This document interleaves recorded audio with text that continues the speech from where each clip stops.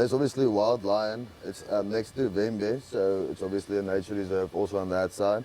So there's spotted hyena, brown hyena, there's wild lion roaming the area. The last time we hunted there, we found a kudu that the lion caught there. So it's very wild. Wow. There's a lot of leopard. We got a permit for a spotty foot lion, and as we called in, we heard the spotty call back, and we were wondering why it didn't come in. And then as I looked around with the thermal, I saw there's a big cat standing in the middle of the road.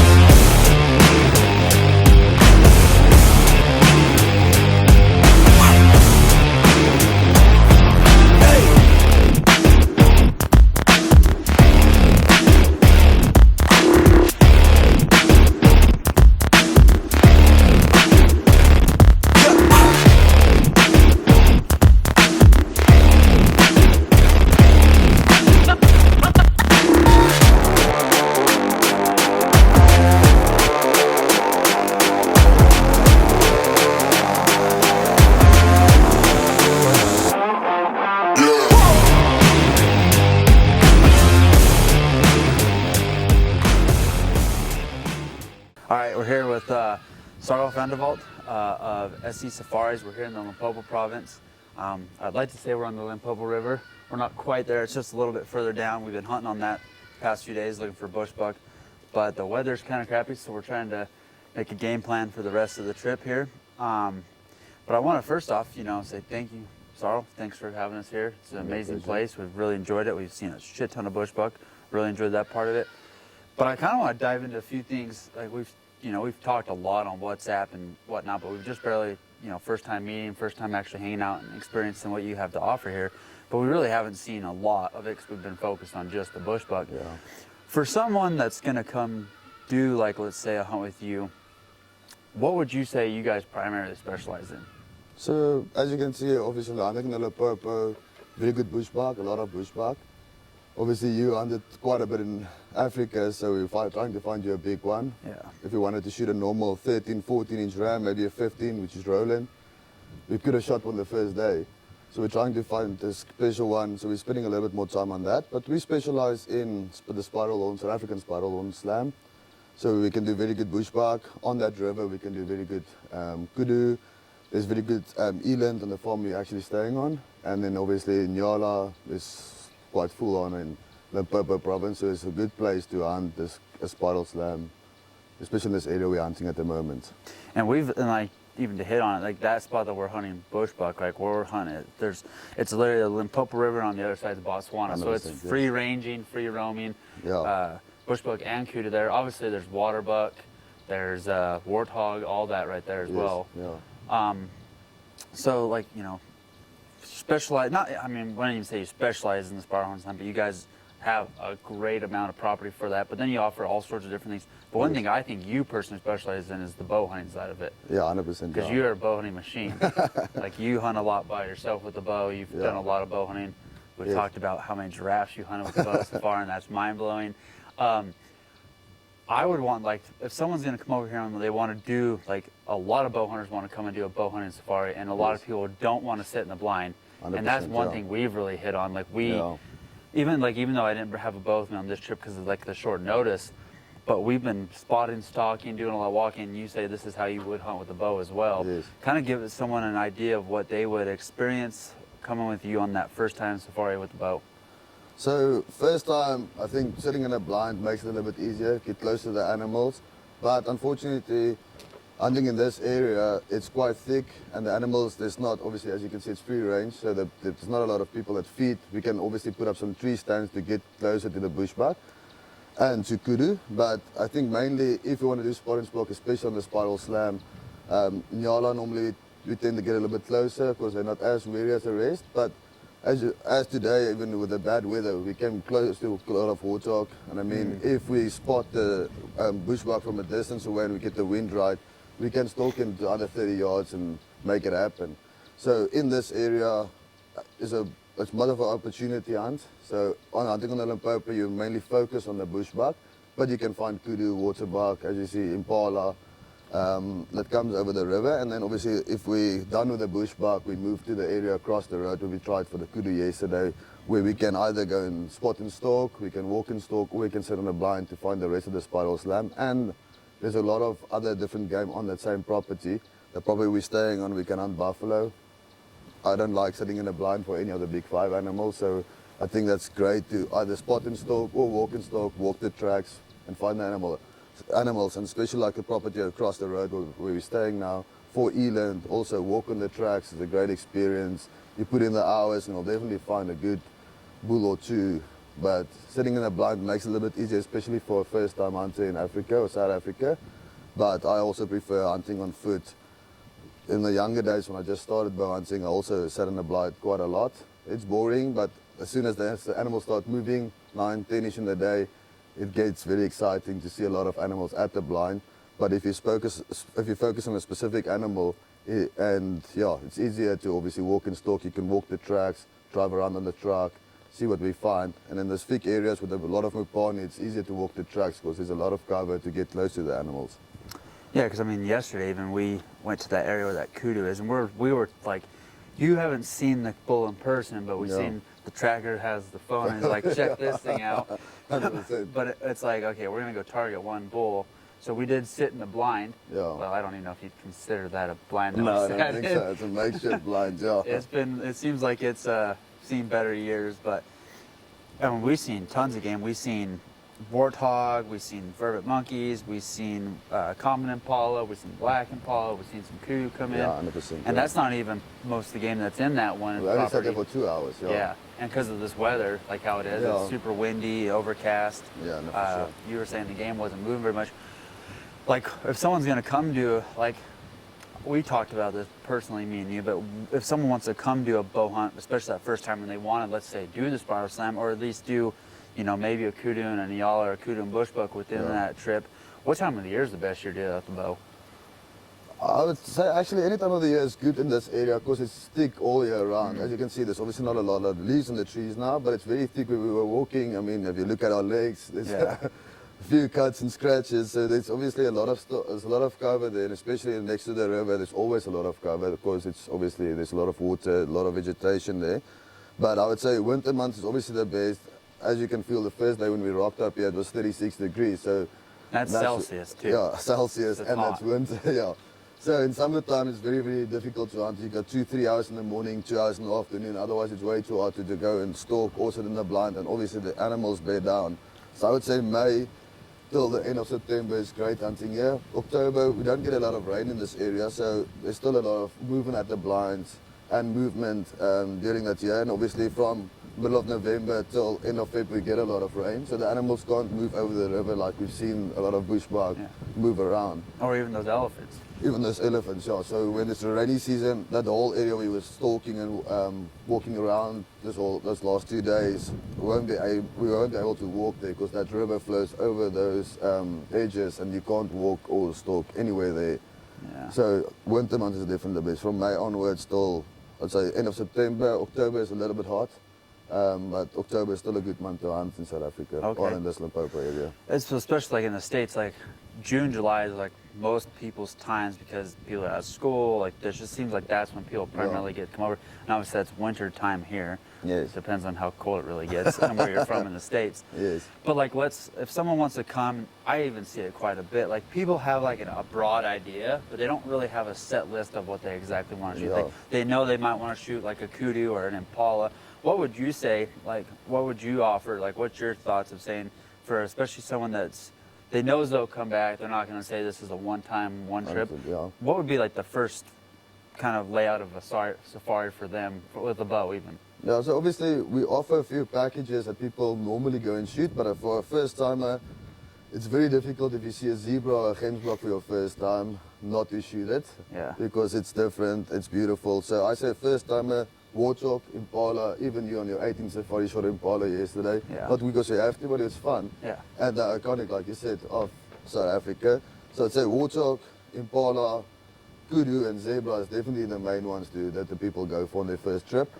It's normally, there's more of them in the area, so it's not that difficult to find them.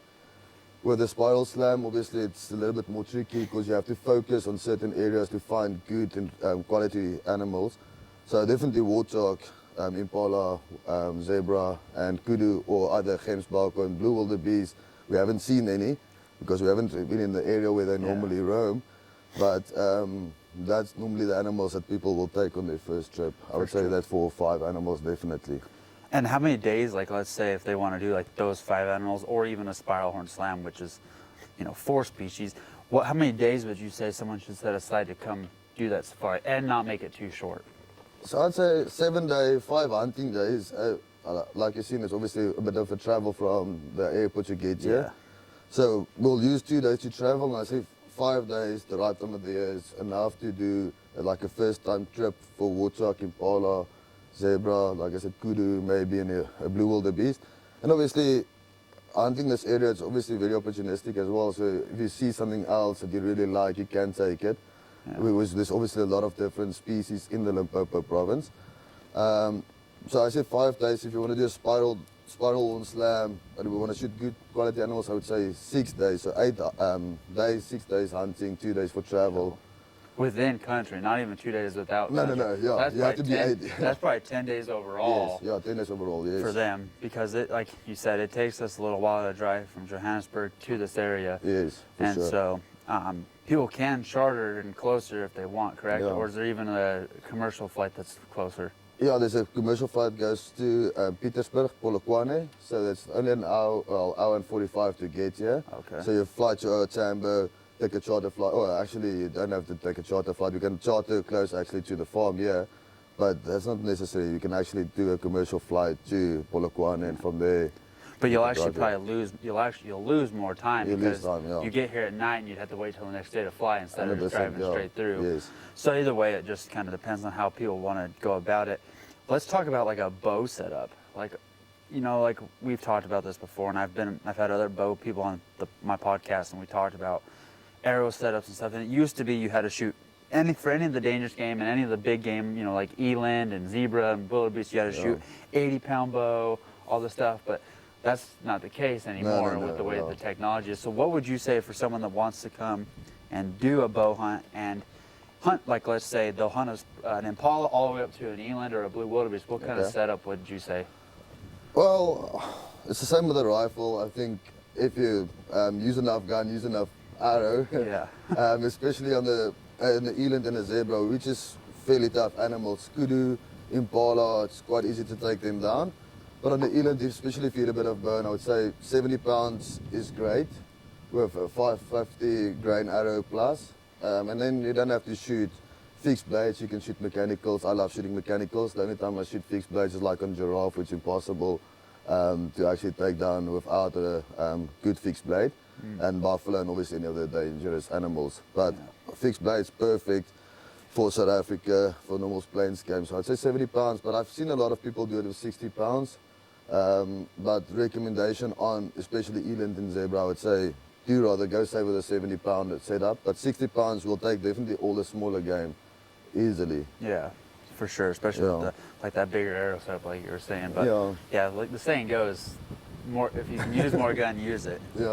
I mean, I've seen that for a fact, even like on this last part of this trip, with that buffalo we had, that thing between a 300 grain 375 bullet and a 500 grain 458. It's like, you think a 300 grain bullet's big, but when you have a 500 grain bullet next to it, it's insanely different. So there's just that extra impact of the arrow setup. And when it comes to like traveling with the bow, like for me, I've traveled to Africa a few times with the bow. It's super simple. It's easy. It's actually a lot simpler than traveling with a rifle. Yeah, for sure. It's really and obviously it depends on your airlines too. Some airlines have a little bit different rules, like because you'll have layovers somewhere else. But if you're flying direct from Atlanta to Joburg, it's like in and out super quick. And you pick people up in Joburg if they're not going to obviously charter or if they're not going to do a commercial flight. You'll pick them up in Joburg and you guys are straight through. Yeah. So normally we've got a few concessions in the Limpopo area.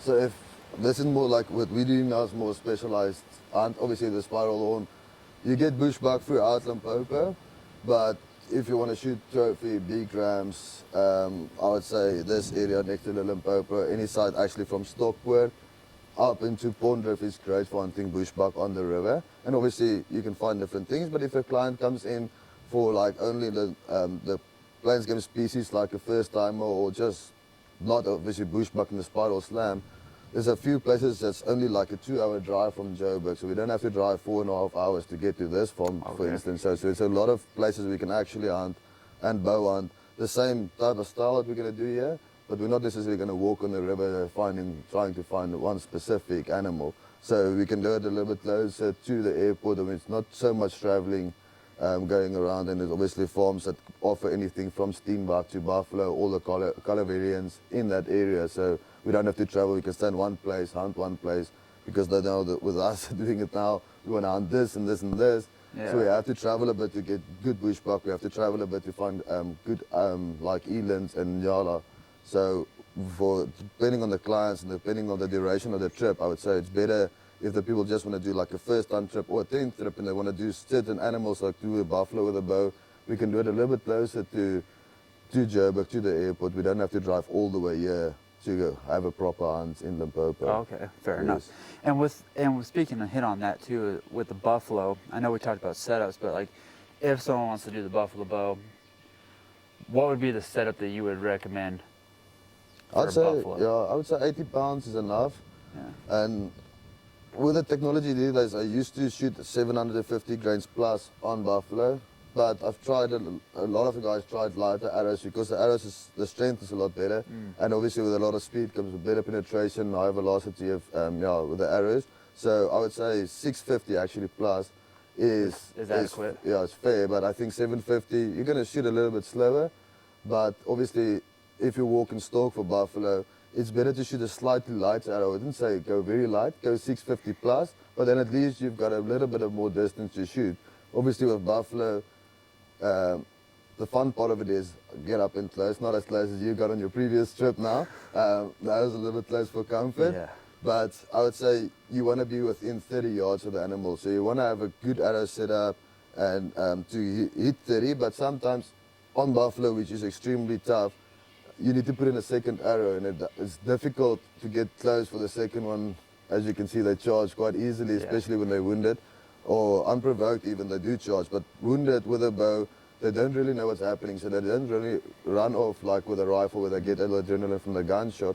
So you'll sneak in for another shot most of the time just to make sure it dies quickly. But if you only can shoot 30 yards from 50 off or 60 off, it's just for that second shot. It's not necessarily necessary to do it, but if you can have a little bit of a more distance on your bow setup, it works too, especially if you want to walk and stalk buffalo. Yeah, totally. And they always say the dead ones that kill you. Yeah, 100%. So you might as well put it, arrows are actually cheap compared to your life. So even if he's down, put one more in him just to make sure. Yeah. And it's the same as a giraffe. You want to shoot him till he's down. So with a giraffe, the same thing. I wouldn't say that light arrows because obviously the shoulder bones are very thick. The freaking skin is like that. Yeah, so you have to shoot 850 or 800 plus on a giraffe. Also the very good two-bevel or single bevel two-blade broadhead. I mean, there's a lot of guys that use double bevels these days, which also works very well.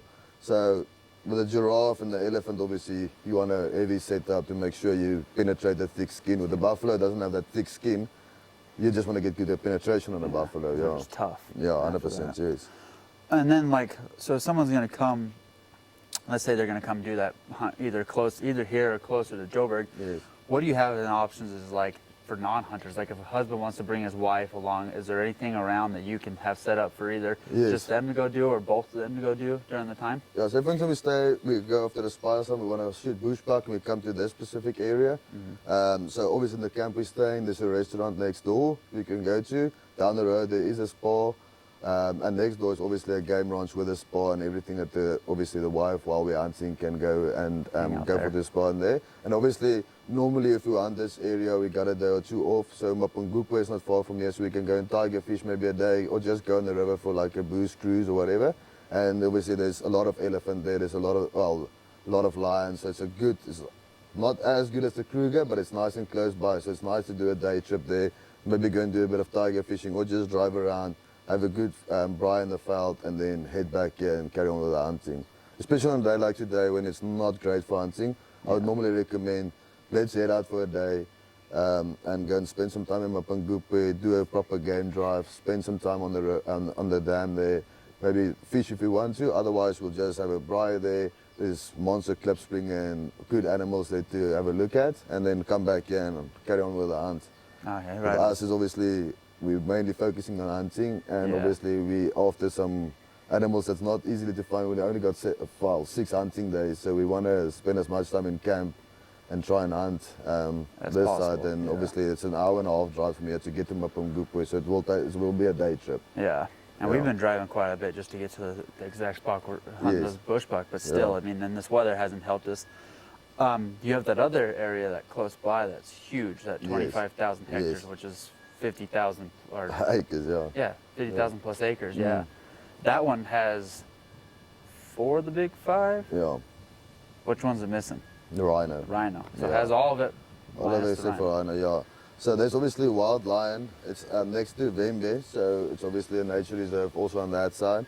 So there's spotted hyena, brown hyena, there's wild lion roaming the area. The last time we hunted there, we found a kudu that the lion caught there. So it's very wild. Wow. There's a lot of leopard. We got a permit for a spotty foot lion, and as we called in, we heard the spotty call back, and we were wondering why it didn't come in. And then as I looked around with the thermal, I saw there's a big cat standing in the middle of the road. So that's a wonderful area to hunt. It's obviously big, it's hard hunting. So there's a few blinds even for rifle hunters, because especially we normally start walking 7 to 10 in the morning. And from there, when it gets a little bit hotter, we'll go and set in the blind just for like 2 hours when the animals come to drink. Because it's a big area, it's difficult to hunt, but it's a lot of fun. A lot of my partners will hopefully go there on Monday to show you that. Go So that's check about it an out. hour, yeah, it's about an hour's drive from here. So we're just going to do like maybe a day hunt or 2 days there and see if we can find good eland there, because there's monster eland, but 25,000 hectares is a big property. It's Yeah. a lot of room to be looking. Yes. And they have all these places have good accommodations. You know, Yes. you have a chef that works for you. Yeah. It comes that he's making us great food. Like today we had an awesome brunch, early lunch type deal. It's just been phenomenal food wise. Okay, that's it. That's And I mean, that's to me, it's like that's part of the whole experience. It's, like we talked, it's even like when I shot the jackal. You know, like the jackal, I hadn't shot one in 18 trips to Africa. Yes. I shot my first jackal and I was so excited, but we were just talking like even yesterday while we were Brian, it's like the animals is like 10% of the hunt. Yes, You know, for shooting sure. the kudu, shooting the blessed buck, whatever it is, it's really only a small portion. It's for everything sure. else between the camp, the staff, the scenery that you all, like the food, everything you get to intake during the safari. That's what it's mainly about. And I think you guys are doing an awesome job of creating that cool experience for the clients to be able to like enjoy it, because we've had a blast just, you know, Yeah. and the stories and the shit talking on, you know, like it's just been like the camaraderie is what's Yeah. fun, instead of just being kind of like, we're not so like, we're pretty serious about trying to shoot a big bush buck, because it's like No, that's we've tough, tried, yeah, we've but walked, it's yeah. but it's fun just to be able to banter a little bit and, Yeah. and have fun along the way and not take it so serious, because I think you get like, you know, for us in the States, especially like Western guys that are hunting big mule deer and big elk and like focusing on that one bucker bull, sometimes it could get a little monotonous and a little aggravating. Yeah. Even though we're trying to focus on finding a big bush buck ram, we still have fun in between to lighten it up a little bit. No, I definitely agree. I mean, it's obviously fun shooting something, and that adrenaline that comes with it is awesome, and that's why we do it. But we spend, like yesterday when we had a really long day, we left at 4:45, we got back here at 7 o'clock at night. So we had a long day, but from 7 to this morning when we left at 5 o'clock, it's a lot of time you spend at camp. So if the food is not up to standard or the rooms are not up to standard, then especially in this area we need aircon. If it's not like that, it does put a little bit of discomfort on your hunt. And yeah, so we're trying to make it as comfortable as possible. And obviously, yeah, it makes it a little bit easier if we bring family members along to join you on the hunt, because they won't obviously join us in the veld necessarily. So if they stay at camp, at least there's aircon, there's Wi-Fi in the camp. And if they want to go next door and have something to eat or have a few drinks at the bar while we're in the veld, it's just close by. And if they want to go to the spa, it's next door, and they've got a shuttle service, so we'll come and pick you up here. So you have to make it, I think, as comfortable in the hunting area as possible. Yeah, for sure. I 100% agree with you there. Because like even tomorrow, like we're planning on trying to go to a giraffe. Yeah. And that takes a lot of logistics, because that's kind of what we're speaking on, is logistics of it. Like even speak on the logistics of doing a draft. It's not something that you say No. you're in the field and you're like, oh, that's something I want to do. You got to have it planned ahead of time. We Yeah, have to no, have a for truck sure. ready to come help us pick it up and stuff like that. So it's a lot more than just wham, bang, bang, shoot 'em up No, for sure, type yeah. safari. You got to have some preparation. Like even where we're at down there, I mean, if you shot a kudu down there in that river where we shot the impala, it would take we'd have to cut it up. Yeah, I know we definitely have to cut it up. So you're 100% right. It takes a bit of planning. I mean, hunting planes came down there except for eland.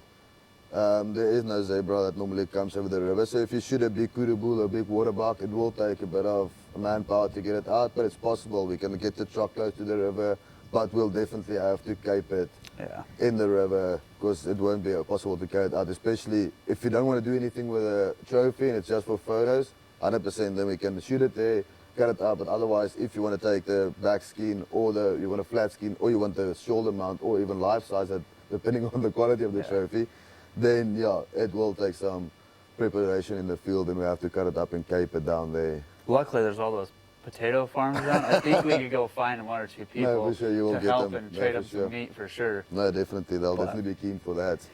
But with a giraffe, I don't like to shoot giraffe after 2 o'clock in the afternoon because it is a big job. Especially, well, this area, we've got a guy that will come and fetch the meat with his trailer, so it's easy. We take photos and he'll come here and he'll load the whole giraffe on the trailer, which is actually quite cool to see because there's not a lot of people that got that facility and the equipment to do that. And they drive off, they slaughter everything and they send the trophy. Either we go and pick it up or they send it to the taxidermy, which is great. But if you do it after that and you have to slaughter it in the field while we're hunting, it's a good 5 hour process. So no, it takes a lot of time. So it's not something that you really want to say, there's a nice bull, shoot it. If you're hunting in the area, normally giraffe is quite easy to find, especially with a drone or driving around, because they're such a big and tall animals. So we'll rather go back and say, okay, let's get everything sorted and let's hunt it tomorrow than, hey, there's a giraffe, let's shoot it. Yeah. Because after that, The work The begins. work begins, yeah. Yeah, even like on an eland too. Yeah, no, Eland's eland's exactly the same. like, okay, let's say we shoot an eland. Like, what's the plan with just the 4 of us? You know what I mean? And the bucky. Winch. Yeah. Yeah. So, There we go. Simple answer. Yeah, so we'll obviously get the truck as close as possible. You obviously will need something to get it to the truck, but we try and get to drive in as close as possible. And that tailgate does come off and it hooks on to the back of the bucky. And you can pull it up with a winch, but an eland is big, so Yeah.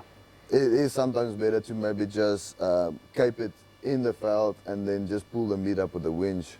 Or unless you get a lot of people and you've got a trailer, you can obviously load it up. But I mean, dead weight lying there, it's about 1,000 pounds. So it's a That's heck of a a lot job of to load that.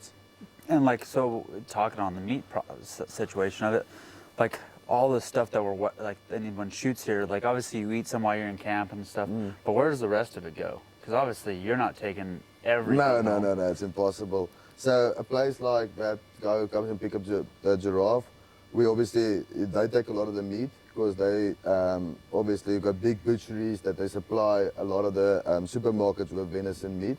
So yeah, for us to take everything will be impossible. So obviously a lot of it go to the camp staff. Like the impala is there when the trucker come and ask if he can take half of the meat. So obviously there's a lot of meat that goes back to the community. There's sometimes areas where there's obviously with the potato farm down there, there's a lot of guys that need meat and they're far away from town, so there's not a lot of protein that they can find. So normally if we shoot something, we'll donate it to them. So definitely everything will get used, and they obviously eat the intestines. Yeah, they eat the everything. backstrap, they eat everything. Yeah. And which is, I mean, like I've had liver wrapped in some of that intestine fat, and like you kind of get a little like, when you think of it, it's like, oh, that's gonna be horrible. When you try it, it's like really well cooked It's and not seasoned. Yeah, it's not my favorite thing to eat. I think there's enough of meat other to eat than the intestines. But a lot of the people, if they cook it correctly, it is nice to eat. Like I said, not my favorite. I'd rather have the backstrap or the fillet or the rump or the sirloin. I think there's enough meat on the eland to eat, and you don't have to eat the intestines. That's my personal opinion. But obviously, a lot of people like to make the liver or the kidney for breakfast, as you had on your previous trip. And obviously, they take the stomach part, they wash it out, and they call it a skilpaatjie, and that's also nice. It's a nice thing to make in camp because a lot of the foreign clients don't know what it is. And they also think, no, it's going to be gross. And as soon as they eat it, it's actually quite nice. If it's cooked well, if it's prepared well, and if it's seasoned well. Yeah, no, 100%. I think it's been, you know, obviously if I had to pick between that and a backstrap of an eland, I think I would pick the backstrap first off. But it's been great to have that kind of, try that different kind of food and like the different desserts that we get to have, because we're back on the food subject, even though we just ate lunch. Now I'm getting hungry again. But it's just the experience of that part of it. And then you guys don't just, you know, obviously South Africa and Limpopo is like your bread and butter, but you guys go everywhere. Yeah, so my partner Chris is currently hunting in Zimbabwe. He's just over the river. Yeah, just over the river, yeah, a bit down and over the river. So yeah, they hunting we've got 3 concessions in Zimbabwe for big elephant. So they're currently hunting with a foreign client. They're after 2 elephant, 2 buff and a hippo. So yeah, we do that in Zimbabwe. We've got a good concession in Cameroon. We've done a Great Lord Derby earlier this year. We've got a great spot in Tanzania where we hunt. So mainly, yeah, obviously focus on South Africa, focus on bow hunting South Africa with myself. But we've got a good concessions. We've got a good concession in the Caprivi, which is great. And then obviously, yeah, the Zimbabwe part is where we take a lot of clients because that's hard hunting, hard buffalo hunting. It's obviously in the Mopani, very similar to here. Drive early in the morning, get on the tracks and you walk literally till like with the buffalo going bed down and you go back to camp, or either you just sleep in one of the roads and you go and hunt the afternoon again. So it's tough, very tough hunting. If you spend 10 days there, you can, after like day 2 or 3, you start to feel it because you are a little bit fatigued. But it is good hunting. You find good bulls there, and especially the elephant. All the elephant we've shot there are 50 plus pounds. The biggest we've shot is just over 80. So there's big elephant in that area, but unfortunately in the good elephant areas there's no plains game. So it's not like we're driving around here and we're after bushbuck, but hey, there's a good impala, let's take the impala. There's barely any plains game, unfortunately, with all the poaching happening, especially in Zimbabwe. So yeah, there's a lot of buffalo because it's difficult to snare them. There's a lot of elephant, especially that moves from Gondorozo to the hunting concession, or from the Kruger to Gondorozo, and our concession is in between that. So there's a lot of elephant movement, a lot of buffalo, and obviously crocs and hippo are plentiful. So sometimes we'll take a break from the elephant hunting, especially if you struggle a little bit and the movement is not great. Do a day where we go and shoot maybe a hippo and a croc, which is there's very big crocs in that area, and then we'll carry on with the elephant hunting. So yeah, there is some concessions that we hunt outside of South Africa. So a lot of people come to South Africa, do a few species here and say, okay, but they want, say, for instance, Lord Derby or something in Tanzania to hunt, and then we can organize that and we'll tag along on that trip. Cool. Yeah, I think that's pretty cool that you guys can do that. If someone wants to, you know, they've been with you, they enjoy being with you, and they want to stick with you, you can take them outside of where you guys offer this.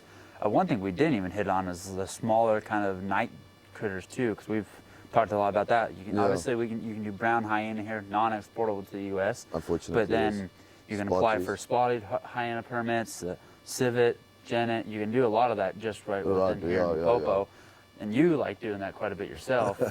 I mean, you've done a lot of bow hunting, and you've taken a lot of these. The cool thing, I think, like the main thing I'm wanting to hit on is there's a lot of outfitters within South Africa that offer rifle and bow hunting, but the people that do it, you know, they might have a good setup for it, but they're not bow hunting PHs. Like they don't, in their off time, they're not shooting anything with their bow. No, you're what you're saying. You shoot. I mean, obviously now that you have the double, you've decided to shoot a few things with the double, but besides that, you really don't shoot anything with a rifle anymore. No, well, from a young age, I've never actually been a rifle hunter, to be honest. Obviously, from a young age, we obviously just went on a family hunt every year, and you shot with your dad's 308 or 306. And when I got to matric, I thought, okay, I'm going to save up a bit and buy myself a bow. And we went actually hunting, and the whole family was rifle hunting, and I thought I'm going to go and try this thing, but it wasn't that popular. It was in 2007, 2008, around that time. And I went and sit in the blind, and we got on the Wednesday, didn't see anything. The Sunday morning, I thought, okay, this is the worst decision of my life, but I'm going to just stick it out. And then a wildebeest walked in, I smoked him, I saw him go down, and I was hooked. From there, I haven't picked up a rifle. So it's been, what is that now? Yes, 17 years almost that I haven't, well, yeah, almost 17 years that I haven't picked up a rifle unless I'm in the veld hunting, always trying to shoot something for me to go and obviously do the night critters. Otherwise, yeah, it's just bow hunting for me. I love it. With a double, it's very similar to bow hunting because you have to get close to animals. At least you don't have to worry about the angle or the brush because you can just shoot with the double. 500 grain solids can go through most of the branches and brush. And we'll go and test it out a bit later this afternoon. But with a bow, obviously, very similar in distance-wise. Obviously, I think I can shoot further with a bow than with a double. Because I've taken some long shots, but you practice it. I mean, with a double, that's just a backup, so it's obviously close quarter. You want to make sure your client and the trackers and the cameraman, for instance, are safe. But with a bow, obviously you get close, but you obviously practice some longer distance shots, especially if you want to do like a folly or those type of hunts that you need to shoot up to 100 yards with a bow. Yeah. Yeah. Yeah, totally. I mean, because like a folly, that's freaking tough to get in close on. It's pretty much wide open. There's not a lot of brush where they are. How many animals have you got with a bow? Animals, to be honest, I haven't counted. Obviously, we go and do it quite often every year, so I've taken a lot of animals. I think we spoke about earlier, I think I've shot 50 plus giraffe with a bow, and that's my favorite animal to hunt with a bow. Oh, favorite animal will definitely be hippo. Only shot 4 with a bow because they're incredibly difficult to shoot with a bow. Every time I've got clients in camp, they ask me, what's the most difficult thing to shoot with a bow? Hippo. Easiest with a rifle, hippo. Because they're in the water, it's like target shooting. We've got a small target, obviously, shoot them in the triangle with a rifle, but they go down, you time them, they come up, they go down, and you're ready within that time frame, and you smoke them with a bow. You have to find them outside the water, or a lot of them need to stick out of the water, and you have to have a very good setup to penetrate that very thick skin. So, to get back to your point, I don't know how many animals I've shot, but I've tried to, I've taken all the animals in South Africa that you're allowed to shoot. I just need like 3 animals for my tiny tent to finish that, but the rest of the animals, I've taken with bow and arrow. Yeah, that's awesome. Now, I had something I wanted to hit on too, because I was thinking of it, and then I got sidetracked. But when it comes to, being nervous about coming over here with a bow, like, I don't think anyone should have a problem with that. I know, like, obviously people rent rifles when they come over, and you guys will rent them rifles if they want to come over. But with the bow, I think it's super easy. There's no need to be nervous. I know some people offer, renting crossbows and stuff, but I think if someone wants to bring their own compound bow, it's easy as pie to bring it over, and that way you have your own bow. And obviously, if you're going to bring your own bow, like Sarel's, like you just said, he's taking a lot of giraffe with a bow. He's taking a lot of different species with a bow. He'll help you if something's wrong, and you have connections with bow shops. If maybe a sight gets broke or something from flights, you have the connections to be able to get it fixed on the spot type of deal. So obviously, like I said, with the rifle hunting, it's easy because a lot of clients don't want to obviously fly with a rifle, don't have the hassle of doing the permit. You get people that got something that they really want to shoot with or something sentimental, like you that's an avid hunter. You want to bring your own rifle because you're more comfortable shooting your own rifle because you've practiced, you've shot a lot of deer with your rifle. With a bow, the same thing. When you come to South Africa, everyone's draw length is different, and it's better to bring your own bow because there's no hassle. Even if you do a commercial flight here, you just bring it in as sporting goods. And so it's easy to obviously fly around in South Africa with a bow. So I definitely recommend to bring a bow. But different from that is from rifle hunting is as soon as you land at our Tambo, if we've got time, it's daytime, I'll take you to the bow shop. I've got a good friend that owns a bow shop in Pretoria. So we'll first stop there, make sure the bow, everything is sighted in correctly, and make sure everything is because sometimes obviously on the airplanes, although they put fragile stickers on there, they do handle things a little bit rough sometimes. So I would recommend that we go there, quickly just check at your limbs, cams, everything is sorted, your string is still fine, shoot 3 or 4 arrows, make sure paper tuning is correct, because especially in tougher animals, you want to have the best penetration you can have. And we'll just quickly shoot 3 or 4 shots on the range. Although we bring a butt with to obviously shoot a couple of shots every morning. Of course, we're driving around to the blind and it can maybe give it a knock here and there. Normally it doesn't, well, it never happened before luckily, but it can always happen. Yeah. So I'd recommend that we first stop at the bow shop, make sure everything is sorted, and then go to the hunting area from there to just make sure everything is tuned in perfectly, because you don't want to come for a 7-day trip and we have to walk after a wounded animal for 3 days and Yeah. waste some time in the field. Yeah, and that just puts a Yeah. damper on the whole trip for everybody. Yes, no, for sure. Well, that's one final thing is like when someone does come over, like obviously tomorrow we're gonna have a big process if we get this giraffe. But what happens when, you know, like we've done with the jackal, we've done with impala, when someone shoots something with you, I understand the steps, but explain the steps of how the trophies are prepared, skinned, kept, and how like everything is handled from start, because you've talked about taxidermists coming and picking things up, making sure everything is properly taken care of, and you have different connections with taxidermists here to either dip and pack, do the taxidermy work here, whatever. Kind of explain that to folks, because I think that they don't believe that it's super well, like the animals, I don't think their trophies are prepared and kept as well as they are here. I don't think people think they are. No, for sure. So what we'll do, say for instance, with a jackal, for instance, you shot, that you want to have the back skin take with you and the skull. So we'll obviously take some good photos. At least a jackal is very easy to load. But if it's a big animal, we'll get a few hands to help and get the truck as close as possible, because you don't want to obviously drag it along the ground and get some hair slip. So as soon as it's on the truck, we immediately go back to the cold room. Normally, I prefer to have 2 trucks in the area, so one for hunting and one for taking the animals back to the skinning shed. Or we'll drive back to the skinning shed, make sure everything is in order on that side. And then obviously, we'll have a happy with us that stays with the skinners and make sure that your cape is correctly slaughtered.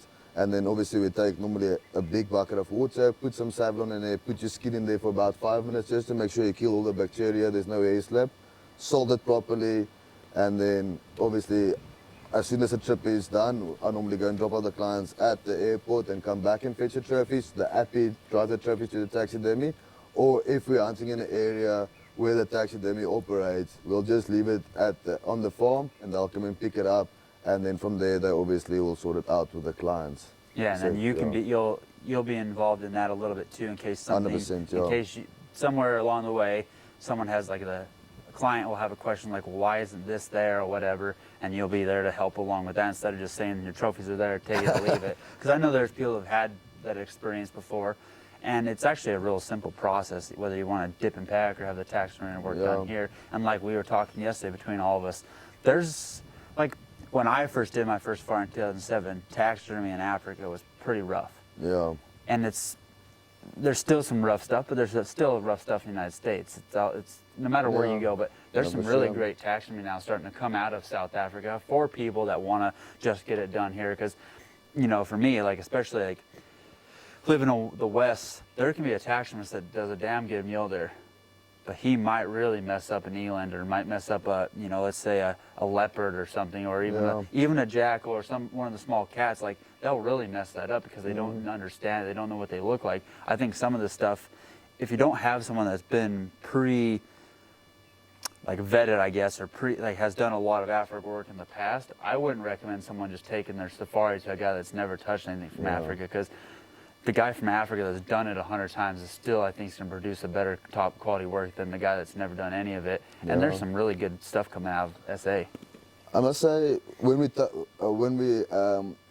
night when we arrived there and there was a leopard mount against the wall, I think we started speaking actually about taxidermy work, and you said there's a couple of people in the States that do great cats, great leopard, great lion.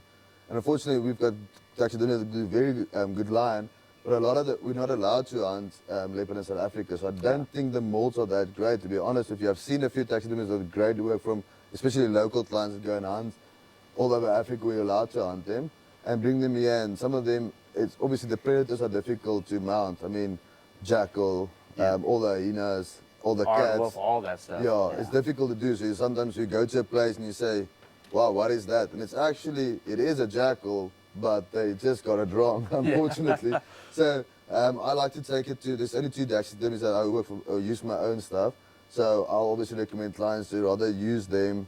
Their stuff's in place and they do very good work, especially on the plains game that we normally hunt most. They do it like really, really well.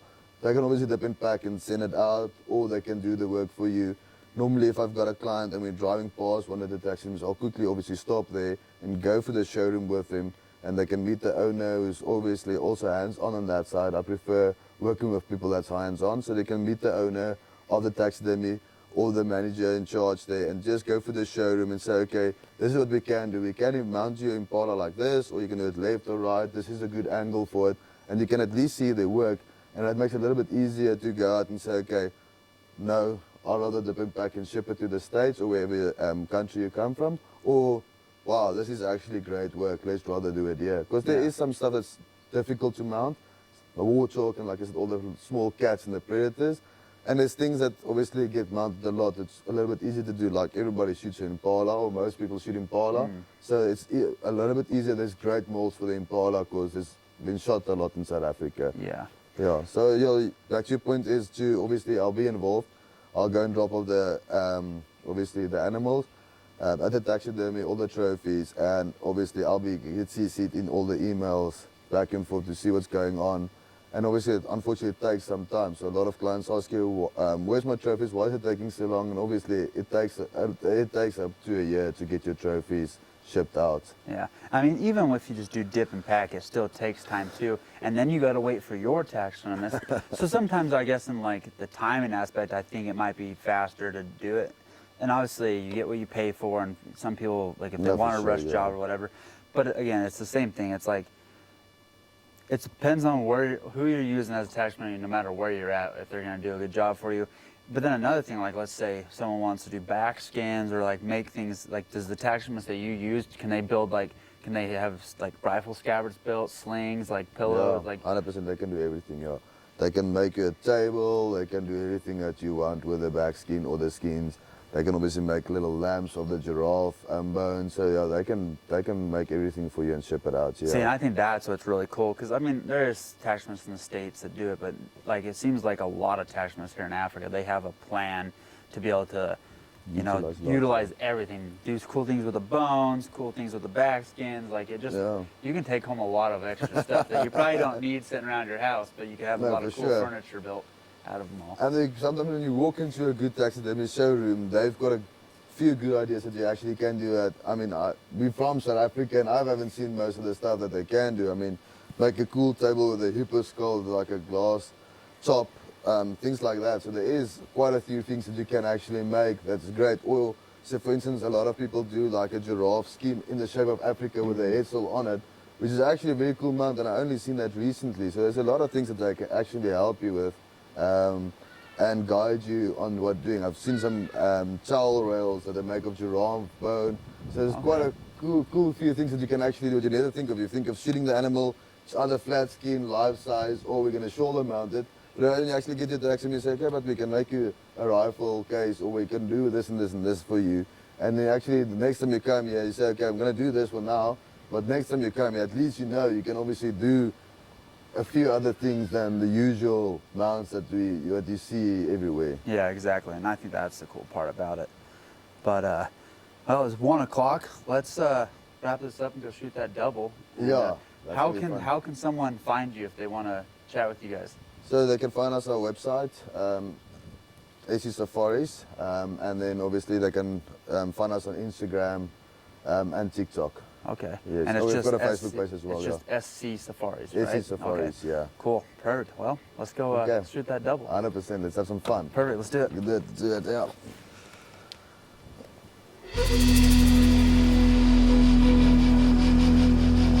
Yeah.